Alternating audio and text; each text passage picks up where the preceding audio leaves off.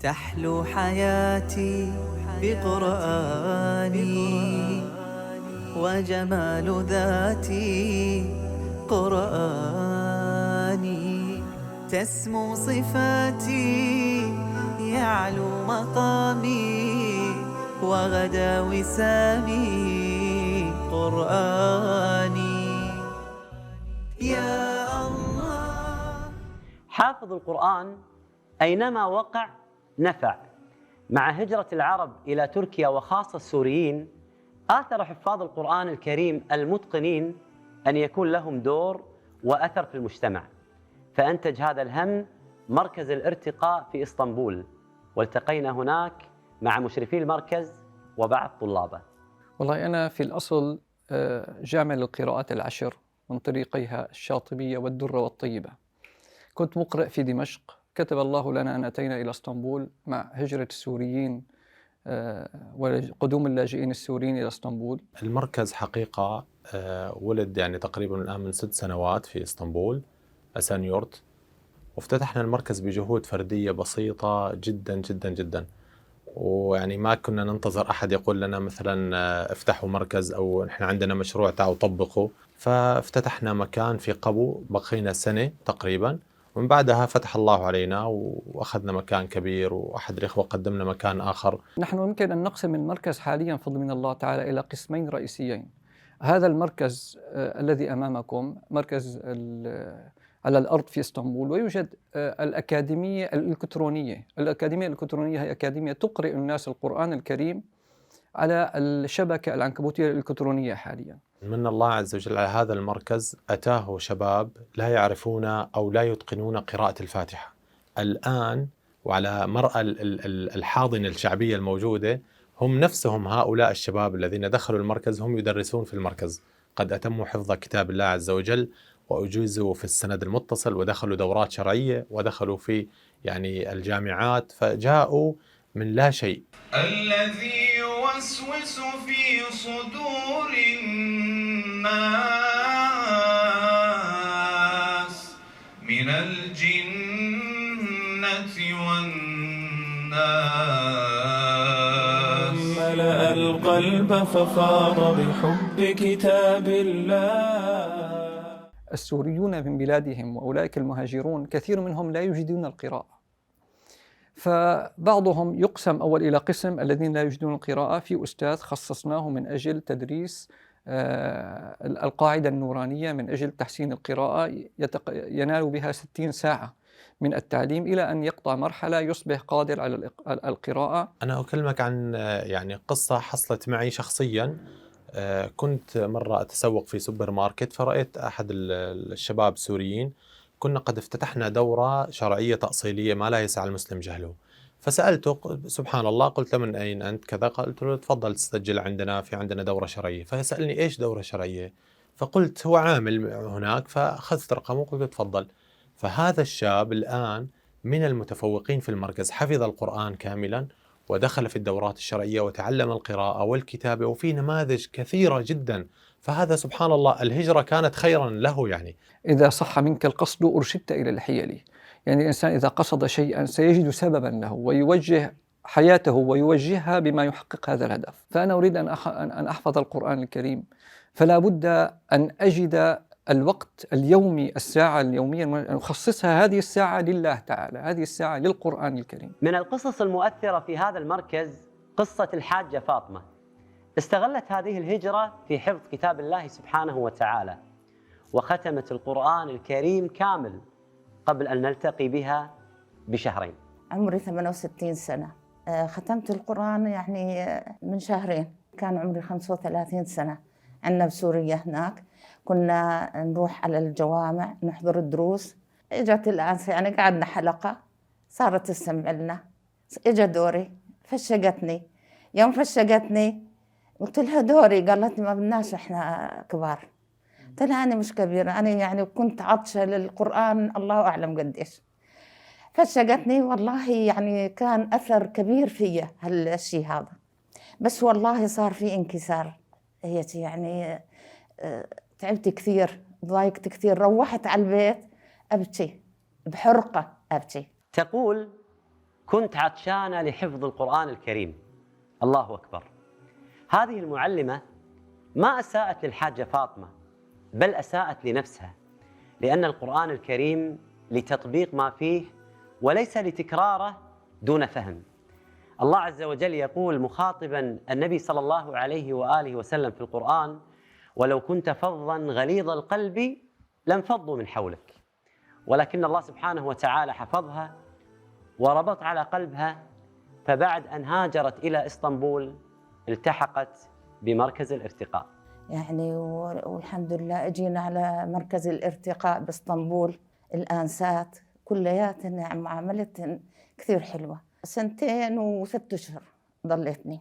يعني كمان أني يعني يوم بدي أجي أحفظ الصفحة، إنه الصفحة أظل 20 30 أحيانا للمية أوصل 100 تكرار. الذين يؤمنون بالغيب ويقيمون الصلاة ومما رزقناهم ينفقون والذين يؤمنون بما أنزل إليك وما أنزل من قبلك وبالآخرة هم يوقنون. أمنيتي إني الله يجمعني بأولادي. أول إشي اللي في إشي 10 سنين وإشي 5 سنين ما شفتهم، وبتمنى إلي ولأولادي ولصديقاتي ولأحبابي لكل العالم حفظ القرآن وترتيله وتجويده وتدبره وتثبيته بقلوبنا وبصدورنا.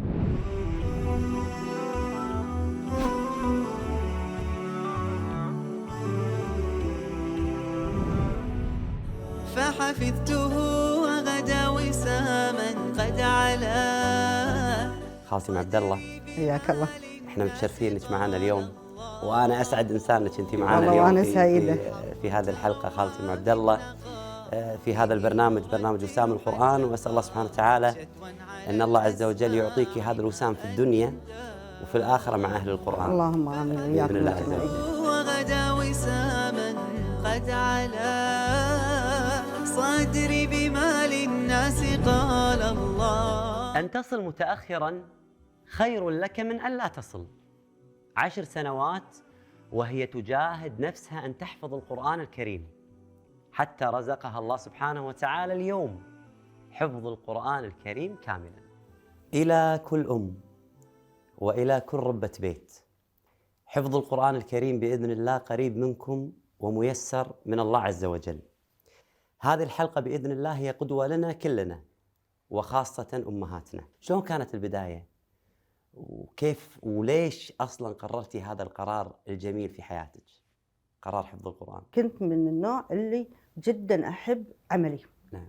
كنت مديرة مدرسة. مديرة مدرسة. الوالدة تعبت، وكانت يعني كان تعبها لازم نروح برا، وما في أحد يعني يكون وياها إلا يعني الظروف أنا اللي مسموحة. نعم. شلون أهد هذا؟ ووالدتي صرت بين نارين. أي نعم. عمل ووالدتي. نعم. قاعد أقول أنا شيء طبيعي إن والدتي. نعم. بس أقول حق أبو عبد الله لما تطلعني من العمل كأنك مطلعني من كأنك سمكة مطلعها من البحر لهالدرجة، يعني التصاقي في العمل. قلت أوراقي بخليها تمشي، في أوراق ما تمشي مع التقاعد إلا بتوقيعي. أي نعم. قلت بخليها، مشت بكيفها. نعم. والله يسر ومشت بدون توقيعي. الله. ورحت مع الوالدة. فبيقضون وقت فراغهم، خاصة قاعدة عند مريض، يعني كلنا نعرف يعني تأثير القرآن على المريض. فكانت تردد القرآن عند الوالدة وتقرأ لها شوي شوي، سبحان الله قام يأثر فيها القرآن هي بنفسها، وحبت انها تقعد تحفظ. والله أنا سبحان الله أنا أحس إن الله هو اللي قاعد يوجهني، لأن كثر الدعاء اللي دعيته والححت في الدعاء: اللهم آجرني في مصيبتي الله واخلفني خيرا منها. أنا هو مرض أمي مو مصيبتي، لا هذا خير حقي الله يابه، لكن المصيبة كان في العمل، ترك العمل. منية الكويت هني من باكر من غير يعني لا أفكر كنا في شيء يسيرني، على طول كلمت مرت أخوي وهي كانت بالدار القرآن، قالت لي زمزم لحقي، ما أدري عاد ياخذون ولا ما ياخذون. رحت دار القرآن قالت لي خلاص سكرنا التسجيل. قلت لها الله يخليك، وكانت عين دموعي يعني تنزل. الله يخليك حاولوا شوفوا، يقول باقي اسبوعين وكتب وهذا. قلت ما يخالف، انا راضيه. خلال اسبوعين درست المناهج، ولو جبت امتياز الحمد لله. والحمد لله مشيت. اخذنا جزء 30 ل 25. هذه كانت بدار القرآن. خلصت انا 4 سنين هناك، بس احس انه في قلبي يبي شيء. نعم. ما شبعت. ابي القرآن. الله. هو القرآن. خير جليس لا يمل حديثه. الله أكبر. والله والحمد لله الله وجهني حق الترجة. نعم. ودخلت والحمد لله، حكومتنا مو مقصرة معنا. نعم. نعم والله بلد القرآن. وسبحان الله نجد كثير من الأخوات اللاتي ينضمن إلى الأترجة، يأتون إلى الأترجة، يأتون برغبة وحب. يعني هي مو راغبة لا في مكافأة مالية ولا ترغب في تحفيز، بل هن سبحان الله من يحفز بعضهم البعض. والحمد لله رحت سجلت في الأترجة، والحمد لله رب العالمين توفقت. اخترت أنا المدة هي مدة 4 سنين و10 سنين و20 سنة. فمستويات الأترجة متناسبة لجميع الأعمار والقدرات. من أرادت أن تختم القرآن في 2 فلها ذلك، ومن أرادت أن تختم في 10 سنوات أو 15 سنة فلها أيضا ذلك. أنا أخذت 10 سنين. أول مرة فكرت إنه 10 سنين شنو؟ قلت إذا لي عمر فإن شاء الله بجتازها 10 سنين. حتى أوقات الدوام والعمل في مراكز الأترجة تناسب الجميع. عندنا فترات صباحية وفترات مسائية. حتى الفترة الصباحية تنقسم إلى 2. أنا أقول دائما في الكويت واحد ما يبطل باب بيته يطالع يمين ولا يسار لا يشوف في مركز قرآن. هذه الكويت يعني. بهجة صراحة. نعم. وكذي هذه كانت بدايتي. هذه بدايتي. أنا أذكر سبحان الله في قبل 10 سنوات تقريبا كان عندي دورة قرآنية اسمها 9 الحفاظ، وكانت إحدى المشاركات اللي شرفتني في هذه الدورة خالتي أم عبد الله، وكنت أشوف فيها حرصها أنها تختم. وأذكر كنت أقول لهم طبعا كلهم أن الإنسان عليه أنه ينوي أنه يختم القرآن. قدر يختم، ختم بإذن الله، وهذه جائزة من الله عز وجل. إن ما قدر يختم فالنية بإذن الله أنه خاتم عند الله سبحانه وتعالى، إنما الأعمال بالنيات. فكانت مجتهدة جدا وحريصة أنها تختم القرآن، وما شاء الله تبارك الرحمن. أنا كنت أسعد إنسان في لحظة أنك أنت ختمتي. هذه اللحظة خالتي أم عبد الله 10 سنوات في الأترجة، لحظة الختمة، نبي مشاعرها. اليوم هذا بلغتي منه، شنو كانت مشاعرك؟ وين كان المكان؟ والله صراحة المشاعر ما توصف، لو أقول لك يعني ما غير الدموع تنهمر من الفرحة. نعم. ما خليت أحد ما بلغته، ما بلغهم على أساس إني أنا يعني ختمت القرآن. نعم. فرحة ترقص بقلبي، ماني عارفة شلون يعني. سبحان الله. لا هذه لذة فيها سبحان الله ما يتذوقها إلا أهل القرآن، إلا من شعر فيها. الله. يا الله اجعل كتابك دائما عنواني، يا الله من نوره هبني ضياء الإيمان، يا الله اجعل وسامي في الورى قرآني. والله تبي الصراحة كنت أول سنيني بس أبكي بقيام الليل، بالصلاة، بالسجود، بالركوع، بس أبكي. ليش؟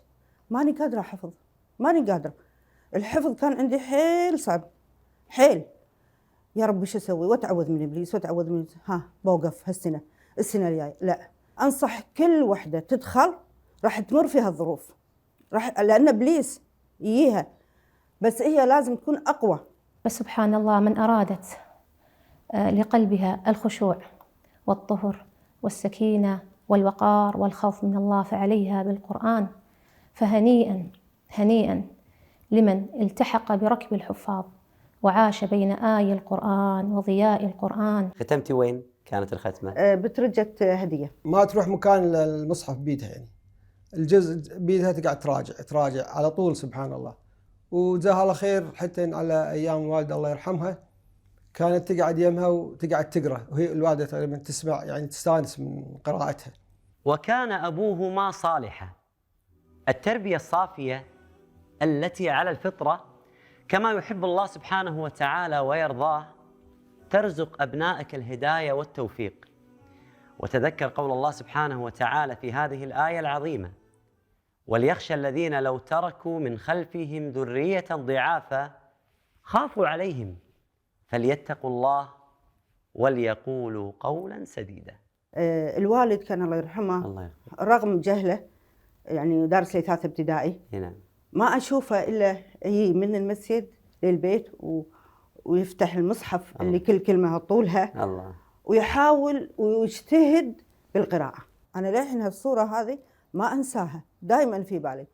يقرأ، هذا يمكن خلى قدوة، هو صار قدوة حقنا احنا. أنا عندي 5 إخوان ما شاء الله عليهم، صلاتهم كلها بالمسجد. عندنا الحمد لله حملة البنيان قاعدة 9 و9 لأعمال الخير داخل وخارج الكويت. جمعية البنيان تأسست 2015، شعارنا من أيديكم لأيديهم. فكل حملة تقريبا الحين وصلنا تقريبا ما يقارب 200 حملة، كل حملة يكون فريق من نفس الجمعية يكون يوزع بالميدان. كانت الوالدة على طول في شغل شغل شغل، ولكن لسانها ما يفتر من ذكر الله. الله أكبر. على طول تطالع الحرم، نعم، وتقول يا ريت هذيل يدورون دار مدار مكة يصلون عليه. وفعلا تحققت الأمنية، والله أخذها مالتها هناك. أنت كنت أنا كنت وياها. إيه أنا كنت وياها. وفاة الله يغفر لها أثرت فينا كلنا. إي والله كلنا يعني. الحمد لله. هي امرأة فاضلة رحمة الله عليها، والكل كان يتكلم عنها. هي اعتمرت خلصت، ومن باكر يعني نبي نرد الكويت. اي نعم. وسبحان الله يعني ليلتها راحت، نامت وما قامت. سبحان الله. بس هي شافت هذه الرحلة اللي انت بديتيها مع القرآن، كانت تشوفك تحفظين؟ كانت تشوفني احفظ، كانت فرحانة جدا. أي. كنت انا بالسلام. اي نعم. ويلها مسجد الموضي، وياها عندنا كنا يومين بالاسبوع، اخلص اخذ فتره الصباحيه، اخلص 10:30 وياها اتريق معاها. اي نعم. تقول هي كانت في فتره بالعمريه، كنا فتره انتسبت وراحت. نعم. حق القران مدرسه كان حق الكبار وهذا. نعم. بس وعلي كسرت خاطري ما قدرت. نعم. ما قدرت. عندي اختي الثانيه هم نفس الشيء، يعني ختمت القران بدور القران، بعدين راحت ترجى وياها نفس الشيء تقريبا. وعندي اختي الثالثه هم ما شاء الله بالجامعه كليه الشريعه، حفظت تقريبا نص القران. والحين اختي العوده الحين توها باديه هم بالقران، الحمد لله. يعني يعني هي تقريبا كانت تاثر عليهم وايد. هي تحثهم وتكمل، تحثهم وتكمل، سبحان الله، وين يمشي وراها. والله الحمد لله يعني كان لها اثر كبير على اخواتها. يعني ما كان ودك بهاللحظة ان والدتك تشهد ختمتك؟ اكيد شيء طبيعي. انا بقيتها معاي في كل لحظة، قاعدة تدعي لي، والحمد لله رب العالمين. الحمد لله. بني بريقا وانا ارتبيت واستقر جداره، وفتحت نافذات تهب رحيقا، وغدا سيبهرون الوقار بتاجي. هدة؟ لا، أنا أقول لك مثل ظناي ما أقدر أهدى، الصراحة ما أقدر أهدى. يوم واحد ما أقرأ أصير مينونة، يعني لازم يومي يومي يومي، ما ياخذ من وقتي.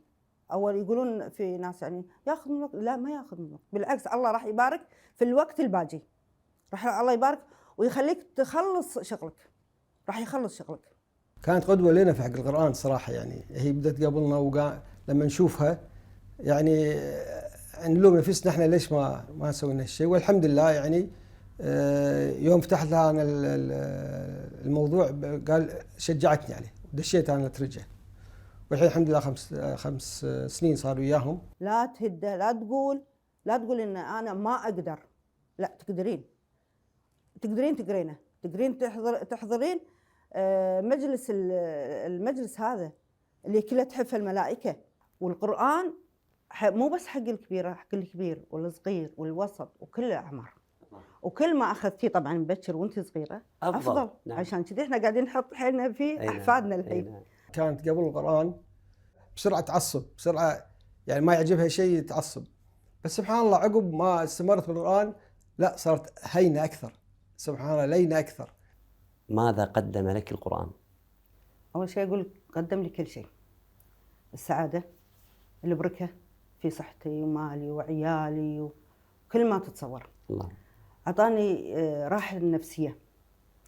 اول كنت دائما يعني لا يصير شيء اضايق واعصب وحالتي حاله، لا الحين ما صار يصير باكر، ما صار باكر الله خيره خيره، ما يخالف، هدوء. كلمة أقول حق جزاك الله خير، ويعني كل واحد عمل بعملك راح تاخذين أجره، واستمري لو تقدر تسوينه بعيالك وأحفادك، الشيء هذا يكون هم ذخر لك حق الآخرة. هذه خالتنا أم عبد الله بدت بعد التقاعد بحفظ القرآن رحلة جميلة. كان فيها صعوبات لكن صعوباتها أصلا جميلة. تضحياتها جميلة. وهي رحلة القرآن بعد 10 سنوات اختمت كتاب الله سبحانه وتعالى حفظا. لا تتعامل مع القرآن مثل الهم الذي تريد أن تتخلص منه. تذكر دائما أن القرآن صاحب وليس هدف عابر تريد أن تنجزه ثم تنتقل إلى أهداف أخرى، لأنه يأتي يوم القيامة شفيعا لأصحابه.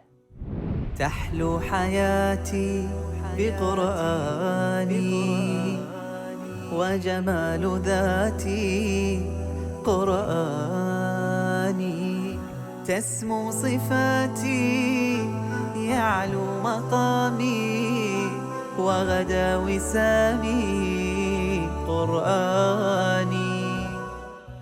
يا الله اجعل كتابك دائما عنواني، يا الله من نوره هبني ضياء الإيمان، يا الله اجعل وسامي في الورى قرآني